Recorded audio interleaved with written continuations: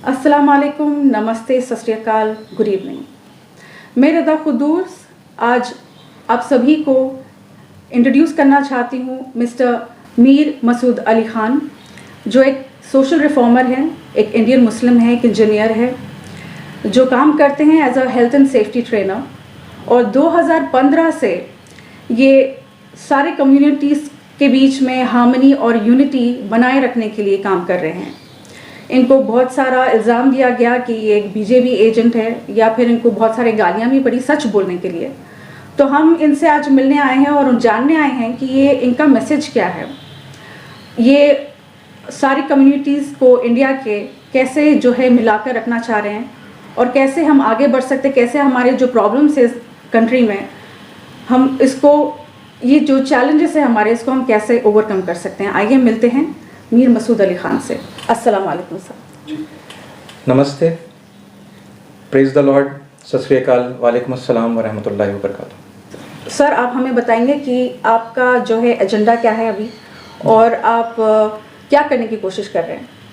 जी, देखिए, मैं और हमारी जो टीम है जिस काम के अंदर मसरूफ़ हैं, उसको हम अगर डिवाइड कर लें तो उसके दो ब्रॉड कैटेगरीज़ में हम उस काम को डिवाइड कर सकते हैं।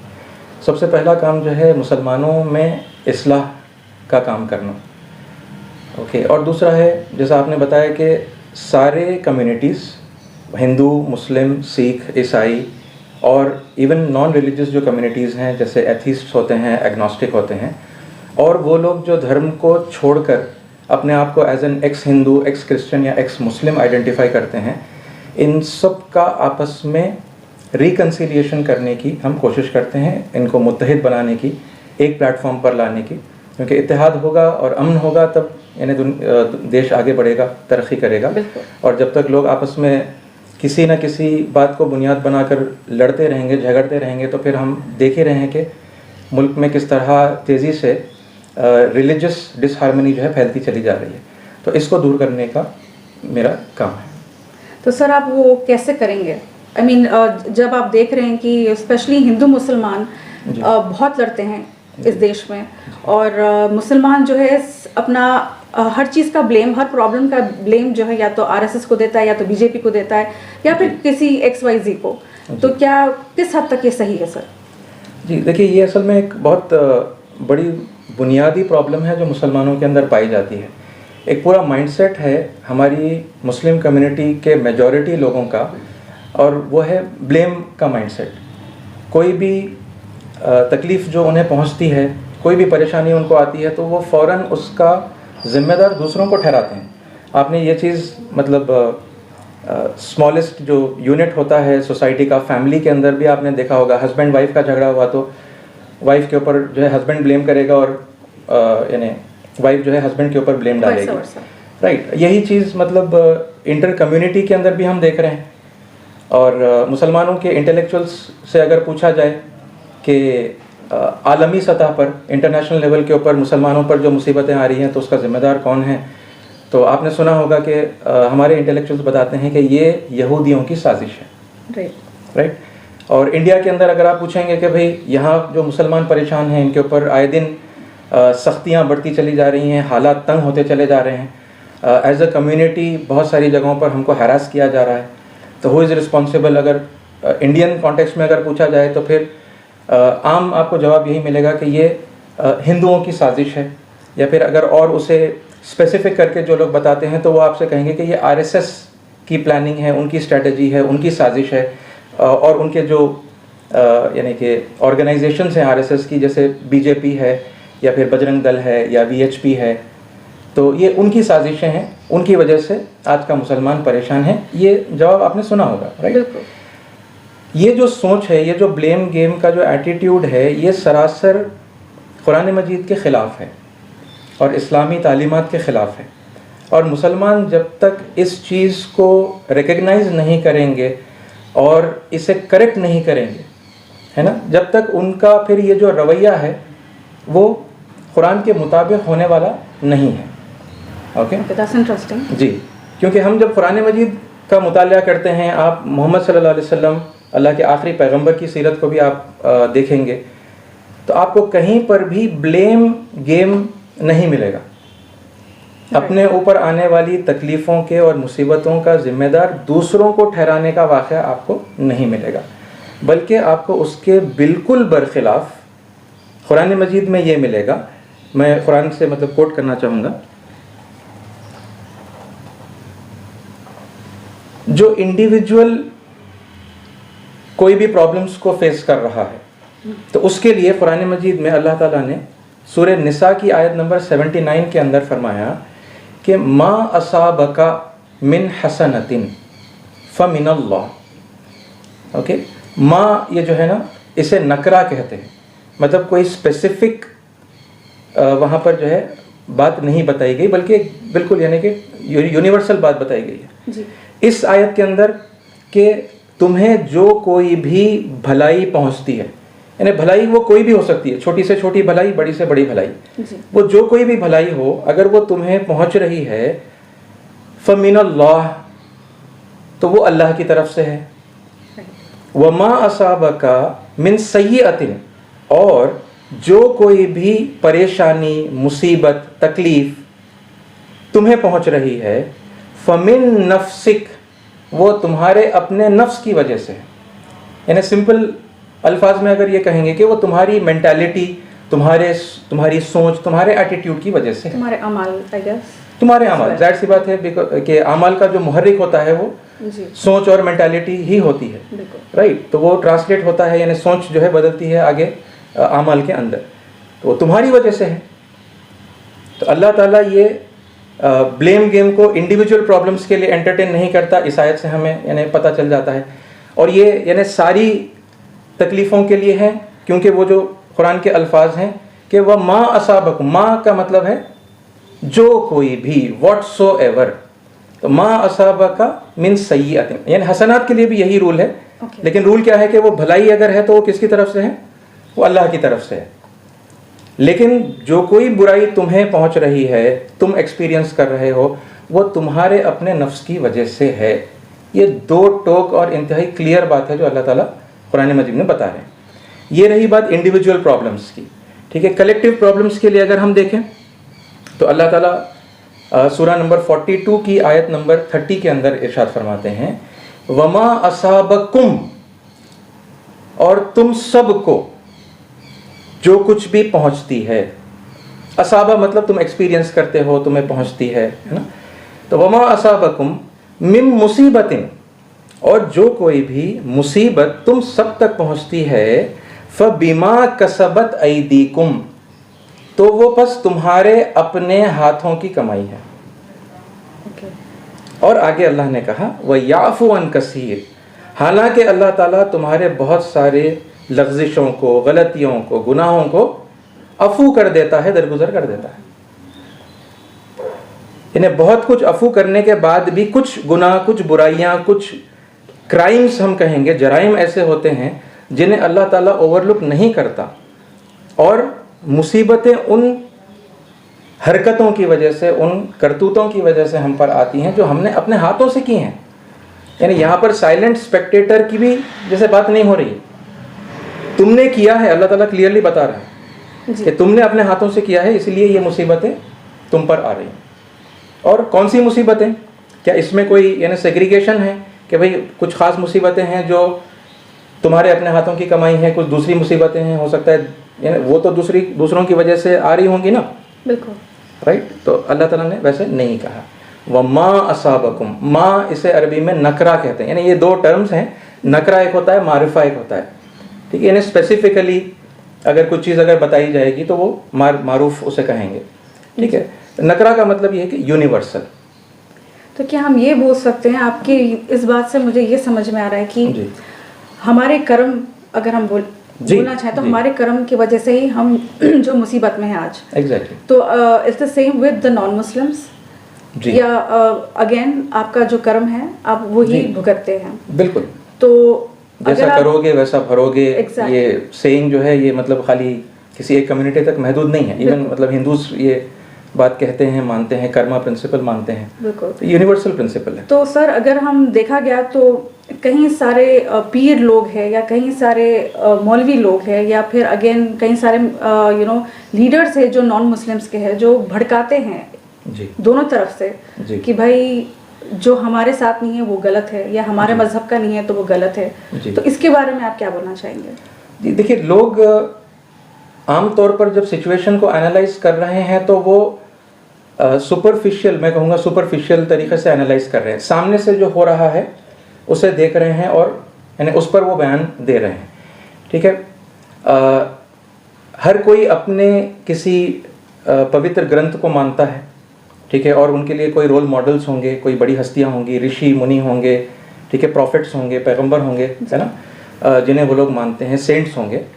तो मैं मुसलमानों के लिए ये बात कहना चाहूँगा कि हमारे लिए चूँकि रोल मॉडल मोहम्मद सल्लल्लाहु अलैहि वसल्लम है ना, कुरान मजीद में जिस तरह क्लियरली ये बात अल्लाह ताला ने बताई कि वलक़द कान लकुम फ़ी रसूलिल्लाहि उस्वतुन हसना, और दरहकीकत तुम लोगों के लिए अल्लाह के रसूल यानी मोहम्मद सल्लल्लाहु अलैहि वसल्लम के अंदर एक बेहतरीन नमूना है ना। तो हमें रसूलुल्लाह सल्लल्लाहु अलैहि वसल्लम से सीखना चाहिए कि हालात को कैसे रीड करें, कैसे मतलब उनका जायज़ा लें। ठीक है, देखिए दूसरे लोग वो लोग रिलीजियसली कितना पाबंद हैं, वो अपने स्क्रिप्चर्स को कितना फॉलो कर रहे हैं, they will answer for themselves. वो अपने लिए मतलब अगर जवाब देंगे है ना तो ज़्यादा बेहतर रहेगा। एक मुस्लिम होने की हैसियत से मैं ये समझता हूँ कि कोई भी प्रॉब्लम को जब हम देखते हैं तो उसके दो यानी कि डायमेंशन से या दो एस्पेक्ट से हम उस प्रॉब्लम को देख सकते हैं। ठीक है, एक होगा उसका मटेरियल एस्पेक्ट, ओके, और दूसरा उसका होगा दीनी एस्पेक्ट, ठीक है, या कुरानी एस्पेक्ट आप कहें, और इस्लाम से ताल्लुक़ अगर रख कर बात करेंगे तो इस्लामिक एस्पेक्ट हम उसे कहेंगे।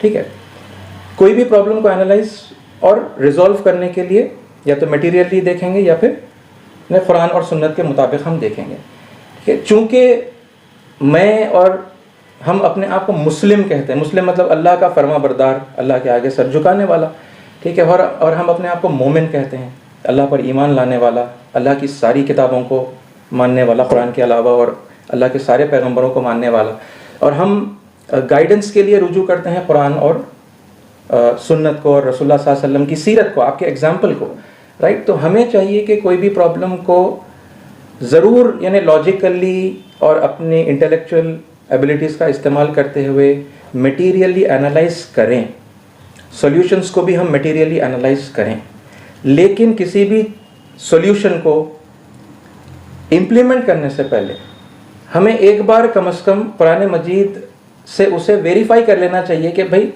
जो कुछ मैंने एनालाइज किया है, जो कुछ यानी सोचा है, और जिस सॉल्यूशन को मैं इख्तियार करने का जो है प्लान कर रहा हूँ, वो कुरान के और नबी करीम सल्लल्लाहु अलैहि वसल्लम के उसवे के मुताबिक है भी या नहीं, राइट। इसमें सिंपल सी बात यह है कि क्या मोहम्मद सल्लल्लाहु अलैहि वसल्लम कम्यूनल माइंडसेट के हामिल थे? नाउज़ुबिल्लाह। क्या आपने मुसलमानों को एक कम्यूनल एटीट्यूड इख्तियार करने की तालीम दी, या आप एक यूनिवर्सल शख्सियत थे जो सारे इंसानों के लिए भेजे गए थे? बिल्कुल। और आपने मुसलमानों को भी वही सबक दिया कि हम भी यूनिवर्सल सोचें, हर एक का भला सोचें, किसी एक ख़ास कम्युनिटी का भला सोचने की तालीम रसूलुल्लाह सल्लल्लाहु अलैहि वसल्लम ने नहीं दी, है ना। और ये बात बिल्कुल यानी हर मुसलमान जानता है, बोलता है, और रसूलुल्लाह सल्लल्लाहु अलैहि वसल्लम रहमतुल लिल आलमीन है। कुरान की आयत है, वमा अरसलनाका इल्ला रहमतुल लिल आलमीन, और हमने आपको नहीं भेजा मगर सारे जहानों के लिए रहमत बनाकर, राइट। तो as a Muslim can I be a communal person? Can I think of the benefit of only one single community? Society के किसी खास एक यानी ग्रुप या कम्युनिटी की मैं फलाह और बहबूद की बात करूं और बाकी सबसे मैं मतलब दुश्मनी करूं और अपने दिल में नफरत पालूं? दिल में नफरत पालूं, ये कैसी बात है? ये तो रसूलुल्लाह सल्लल्लाहु अलैहि वसल्लम के उसवे से जो है मैच नहीं करती, है ना। तो इन्हें इस तरीके से हमें पहले तो सोचना चाहिए, और फिर जो भी अप्रोच हम इख्तियार कर रहे हैं उसे कुरान मजीद पर एक बार चेक कर लेना चाहिए। तो सर अगेन अगर आप देखेंगे कि आप इसके बारे में क्या बोलना चाहेंगे कि जो पॉलिटिशियंस है जी, कोई भी पार्टी का हो जी, क्या उनका हाथ है ये जो डिसहार्मनी है इस वक्त इंडिया में, जी, क्या उनका हाथ है? जी देखिए, इसमें फिर मतलब दो अलग अलग पहलुओं से मैं आपको जवाब देना चाहूँगा। पहली बात तो वही है जो मैंने अभी आपसे कही कि अगर हम फिर किसी और पर ब्लेम डाल रहे हैं तो फिर हम उसी पुरानी रविश की बात कर रहे हैं जिस पर पहले से ज़्यादातर मुसलमान भी और ज़्यादातर लोग भी गामजन हैं। बिल्कुल राइट, अपने प्रॉब्लम्स का जिम्मेदार फलां को ठहरा दिया, ये पॉलिटिकल पार्टी के लीडर को या वो पॉलिटिकल पार्टी के लीडर को ठहरा दिया। बिल्कुल ये एटीट्यूड हमें इख्तियार नहीं करना चाहिए, इसे छोड़ देना चाहिए।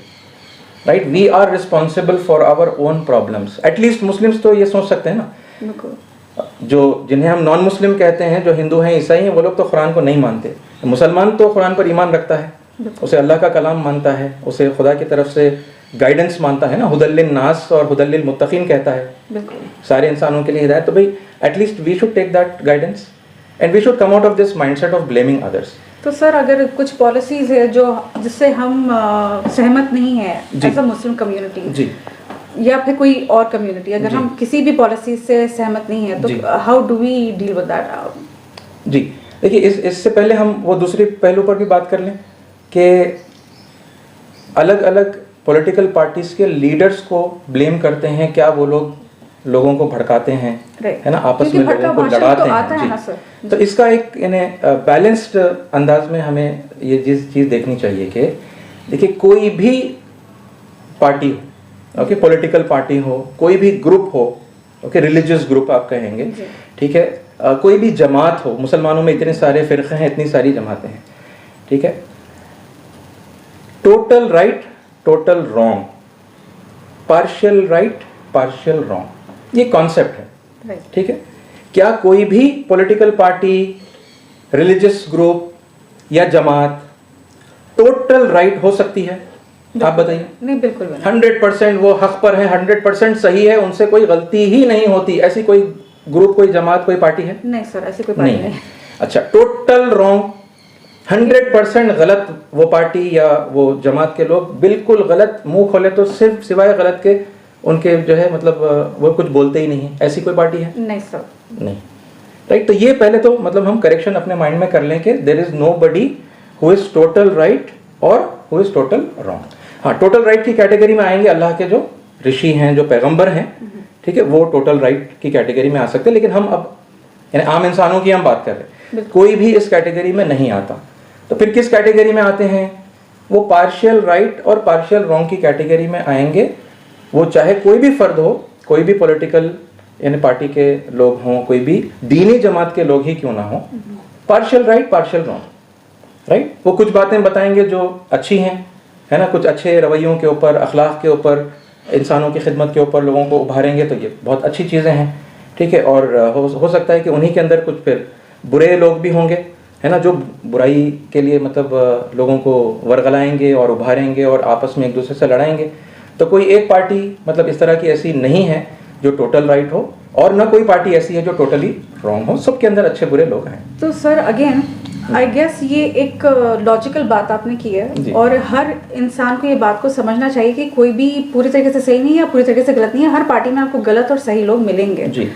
तो प्रॉब्लम क्या आ रही है? क्या हमारे पास एजुकेशन की कमी है जिसकी वजह से इतनी लड़ाई झगड़े होते हैं हमारे कम्युनिटीज़ में? जी, education one of the problems है, ठीक है, लेकिन एजुकेशन के साथ साथ और उससे ज़्यादा इम्पॉर्टेंट चीज़ ये है कि हम अपने रवैये को मतलब जिस भी धर्म को हम मानते हैं, ठीक है, उस धर्म की तालीमात के मुताबिक अगर कर लें, ठीक है, तो ये जो आपस में जो कशाकश है, जो फसाद का जो सिलसिला है ना, जो टकराव है और तनाव है, टेंशन है, ये जो है कम हो सकता है। ठीक है, आपने पूछा कि जो जिन चीज़ों से हम सहमत नहीं हैं हम उनके लिए क्या करें, और जिन चीज़ों से हम सहमत हैं तो वैसी भी तो चीज़ें हैं ना जी। यानी अगर मुसलमानों के नज़दीक कोई पार्टी ऐसी है, फॉर एग्जांपल मैं कह रहा हूँ कि बीजेपी है, ठीक है, जिनको बाज़ मुसलमान यानी इस्लाम का दुश्मन या मुसलमानों का दुश्मन मानते हैं, ठीक है, तो बीजेपी ने आप अगर मतलब तारीख़ में देखेंगे तो उन्होंने अल्कोहल के ख़िलाफ़, शराब नोशी के ख़िलाफ़ में जो है मुहिम चलाई। एज एन एग्ज़ाम्पल एक बात मैं बता रहा हूँ, क्या ये कुरान के मुताबिक और इस्लाम की तायीद वाला इक़दाम नहीं था? बिल्कुल। तो फिर मुसलमानों को क्या करना चाहिए? इसमें साथ देना चाहिए, नहीं देना चाहिए? बिल्कुल देना चाहिए ना।